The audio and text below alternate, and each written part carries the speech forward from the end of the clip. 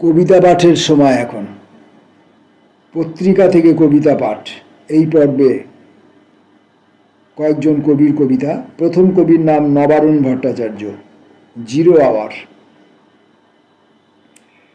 আমি মেয়েটাকে বারবার বলি, এই সামনের মোড়টা ঘুরলেই হাসপাতাল, আর হাসপাতালের সেই গাছটায় ফুল এসে গেছে।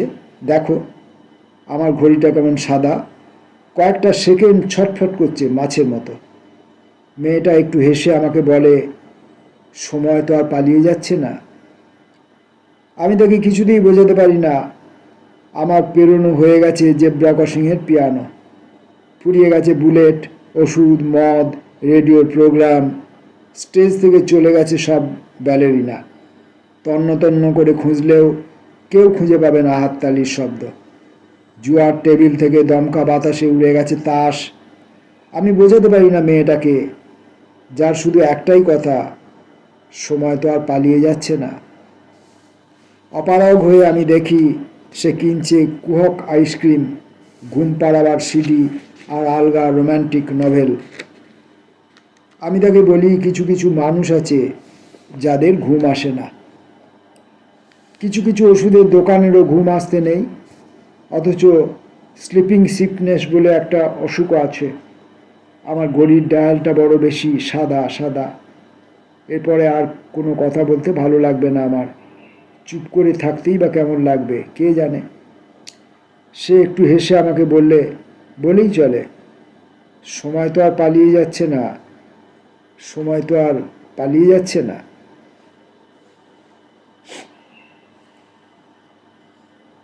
এবারের কবির নাম অমিতাভ গুপ্ত। দুটি কবিতা প্রয়াস, 1 নম্বর 2 নম্বর। অমিতাভ গুপ্ত। 1 নম্বর। এপারের শেষ প্রেম ওপারের প্রতিমার প্রান্তে সোনার চালচিত্রে এঁকে রাখি। অন্যতর ঋতুর পার্বণে ময়ূরের মতো তার স্মৃতি আর ইন্দ্রধনুর পটে ছড়িয়ে ছড়িয়ে রাখা পূর্বজনের মান ভেসে আসবে। সেদিনের অপূর্ণকে নক্ষত্রের অনুকম্পা বলে ভেবেছি, বা কিরাতের ছদ্মবেশে রাতের ত্রিশূলটিকে আকাশের বুকে গেঁথেও রেখেছি। চারিদিকে গ্রন্থিহীন নিরুদ্দেশ, ধাবিত আধার আর খরিত স্রোতের সর্বনাম। পার ভেঙে প্রণাম গরিনিয়ার, শুধু ভ্রুরেখার প্রশ্নটিকে কোরকের অকুলে রেখেছি। পার ভেঙে প্রণাম গরিনিয়ার কথাটা আছে, প্রণাম করিনিয়ার কিন্তু ছাপা নয়, ছাপা আছে গরিনিয়ার, গড়া, গরিনি, প্রণাম গরিনি। প্রণামকে গঠন করছেন, তৈরি করছেন, নাকি প্রণাম করিনি আর লিখতেই চেয়েছিলেন, এখানে ছাপা ভুল আছে। যেটাই হোক, যদি ছাপা ভুলও হয়, প্রণাম গরিনিয়ার, পার ভেঙে প্রণাম গরিনিয়ার যদি হয়, তাহলে এই বক্তব্যের অন্যরকম মাত্রা হয়, একটা ভিন্নতর, একটা বেশ বড় মাত্রা হয় প্রণাম করিনিয়ার বলার থেকে। 2 নম্বর অংশটি, তারই কষ্টের কথা মনে রেখে ছোট ছোট কুজনের মতো পাখিদের মর্ম বলে মন গড়ি। তারই কষ্টের কথা মনে রেখে ছোট ছোট কুজনের মতো পাখিদের মর্মমূলে বন গড়ি। বন গড়ি, গড়া ব্যাপারটা রয়েছে কবির মধ্যে। তাকে দুঃখ দেব না বলে কখনো নিজের অন্তর্ভেদী গোলাপ কাঁটার মতো কথাটি মোচন করে দিতেও পারিনি। অথচ গোলাপ ফুল, শতদল তুল্য সেই সম্পূর্ণ গোলাপ রাঙিয়ে উঠেছে বলে ভালো লাগে। যে অব্যবহিত সত্য সারাদিন সারা রাত সব যুগ যুগান্তর নিয়ে সুগন্ধে নিবিড়, ভালো লাগে, জানাতে পারি না। কবির নাম তপন বন্দ্যোপাধ্যায়। যে প্রশ্নে জেরবার হয়ে আছি। গোধূলির রক্তাক্ত আকাশ জুড়ে যখন লেখা হচ্ছে বিদায়ের পরোয়ানা, গোধূলির রক্তাক্ত আকাশ জুড়ে যখন লেখা হচ্ছে বিদায়ের পরোয়ানা, যখন দিগন্তব্যাপী প্রকটিত হচ্ছে এক পূর্ণ গ্রাস, যখন ঘনিয়ে আসছে পৃথিবীর প্রান্ত প্রান্ত জুড়ে আঁধারের মহাপ্লাবন, তখন কি আর উৎসবে মেতে থাকা যায়? তখন কি আর সুরের তন্ত্রীতে মেলানো যায় নিজের অস্তিত্ব? বলো, তুমি বলো। বেঁচে থাকাটাই যখন এক নিরন্তর সমস্যা, এই আছি এই নেই এরকমই যখন প্রতি মুহূর্তের উৎসার, তখন কি করে আর জনকল্লোলে নেওয়া যায় অবগাহনের স্বাদ? তখন কি করে আর নেওয়া যায় জনকল্লোলে তখন কি করে আর জনকল্লোলে নেওয়া যায় অবগাহনের স্বাদ? জনকল্লোলে অবগাহনের স্বাদ। তখন কি করে আর জনকল্লোলে নেওয়া যায় অবগাহনের স্বাদ? অর্চনা আচার্য চৌধুরী, অন্য জগৎ। কোথাও বাতাস নেই, অনুদ্ধত সমুদ্র তরঙ্গ, বার্ধক্য নিস্তরঙ্গ, যৌন জাদু পলকে ফুরলে সমস্ত শিখিয়ে দেয় অহংকারী বুদ্বুদ মুহূর্তে বিলীন। সব কিছু ক্ষণস্থায়ী, দ্রুত লয়, নিমেষে হারায় জীবনে। যৌবনের চঞ্চলতা আর অক্তিম প্রেমের জোয়ার ঢেকে রাখে বার্ধক্যের শূন্যতাকে।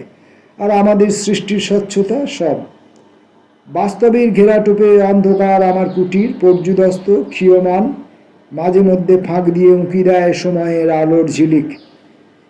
চিরস্থায়ী ঘর যত কাছে আসে দুর্বলতা ঝেড়ে ফেলে ততই আমরা হই জ্ঞানোদ্দীপ্ত, সংকটে অটল। পরিত্যাগ করে যাই আমাদের প্রাচীন পোশাক, বেছে নিই নতুন জীবন। আর দুই পৃথিবীর সন্ধিস্থল, চৌকাটে দাঁড়িয়ে দেখি অন্য এক অলৌকিক জগতের মজা।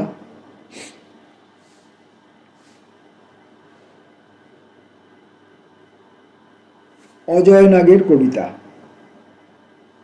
সম্পর্ক। নদীতে তখন জোয়ার ছিল না, বিষণ্ণ নীরব অবশেষ। পৃথিবী নামে ধীর একা শিয়রে নদীটির। পৃথিবী নামে ধীর একা শিয়রে নদীটির। ক্ষুধার্ত শিরস্ত্রাণ ঢেকেছে সৌরভের মুখ।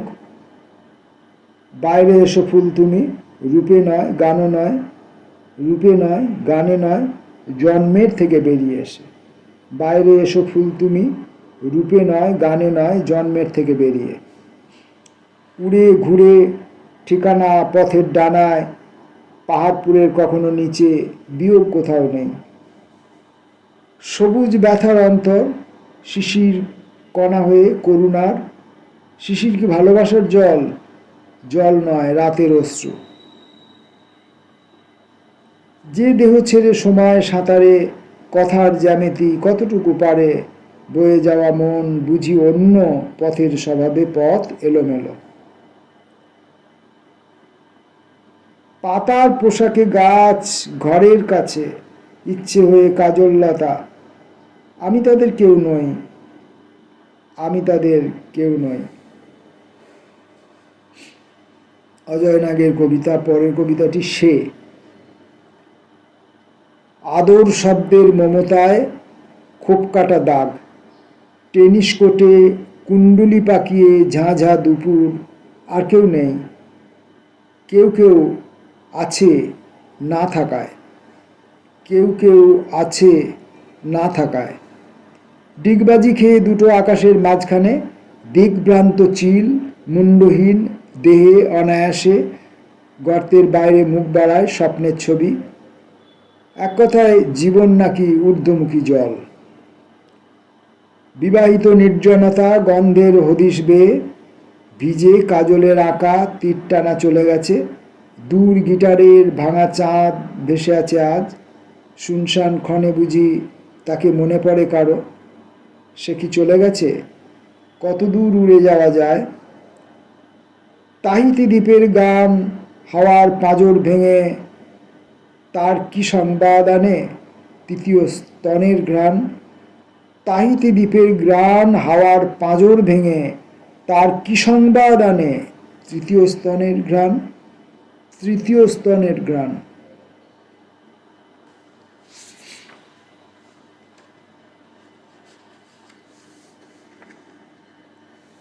মঞ্জুভাষ মিত্রের দুটি কবিতা দিয়ে এখনকার কবিতা পড়া শেষ করব। মঞ্জুভাষ মিত্র, অবসেশন। গৌরী চিৎকম্পন চাপা পায়ে পায়ে অনুসরণ করেছে রূপসাগরের ধ্যান। সমগ্র ব্রহ্মাণ্ড এসে রূপবতীর নিতম্বে লোভেছে নির্মাণ। নিয়তির এই বিধি লঙ্ঘনের সম্ভাবনা নেই। পুরুষের আত্মহননের এই এক অদ্ভুত বিশাল ক্ষেত্র, ধ্বংস থেকে পুনর্জন্মেরও নিম্নভূমি। আমিও কি শুনেছি আশ্বিনের ঝরা পাতাদের অজস্র ক্রন্দন, এবং নিজেকে মনে হয়েছিল পৃথিবীর শ্রেষ্ঠ দুঃখী। এক চক্রে পড়েছি অদ্ভুত ভয়ঙ্কর একমুখী। রমণীর রূপ রস গন্ধ স্পর্শ এসে দুপায়ে পড়িয়ে গেছে চিকন শিকল। সবুজ ঘাসের বুকে বৃষ্টি পড়ে, আলো নাচে, প্রজাপতি ওড়ে। হাঁপিয়ে উঠেছে প্রাণ, ওইখানে মুক্তি চেয়েছিল। হৃদয়ের নৌকো তবু বারবার ভেসে গেছে, ভেসে যাবে। কোনো নবজন্ম নয়, তথাকথিত মানব বিশ্বের ওদিকে নয়, শুধু দুঃখ ঢেউ ভরা মৃত নারী, মৃত নদীটির দিকে। পরের কবিতাটি। সেদিন সকালে মধুর প্যারিসে। শার্ল দ্য গল এয়ারপোর্টের প্রতীক্ষালয়ে বসে আছি। বাহির্ভুবনে হাতছানি দিয়ে যায় শহরতলির সে প্যারিস। হঠাৎ কানের কাছে যন্ত্রবাদকে বলে লুই আরাগর নাম। বইয়ের দোকানে দ্বিভাষিক ফরাসি কবির বই আমি কিনলাম। আরাগো ছিলেন প্রতিরোধের ফরাসি কবি, নাৎসি অত্যাচারে বন্দী। প্যারিসকে মুক্ত করার প্রতিজ্ঞা বুকে নিয়ে রাত জেগেছেন। প্রিয়া তাঁর এলসা ত্রিওলে, তাকে নিয়ে কাব্য লিখেছেন এলসার চোখ। হায় রে, আমার হারানো প্রিয়াকে নিয়ে কত না কবিতা আমিও লিখেছি।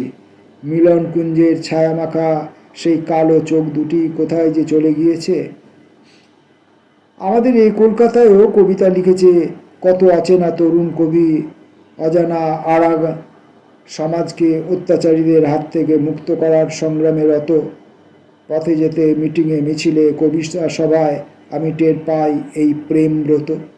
রাষ্ট্রনীতির সঙ্গে স্বপ্ন ও কল্পনাকে মিশিয়ে দেবেন যারা, তাদের কর্ম এসোনাকে, সেই সব মহাবিপ্লবীকে করি নমস্কার। মানবতার সপক্ষে আমরা দাঁড়াবো লুই আরাগোর মতো। সেদিন সকালে কবিতা ও শিল্পের মধুর প্যারিসে এসে এই কথা আমি ভাবলাম। পড়লাম আজকে কয়েকজন কবির কবিতা। কিছু পড়তে পারলাম, অনেকটা পারলাম না। কিছুটা বুঝলাম, অনেকটা বুঝলাম না। কিছুটা ছুঁলাম, অনেকটাই ছুঁতে পারলাম না। কিছু স্বাদ গন্ধ স্পর্শ পেলাম, অনেকটাই স্বাদ গন্ধ স্পর্শ থেকে বঞ্চিত রইলাম।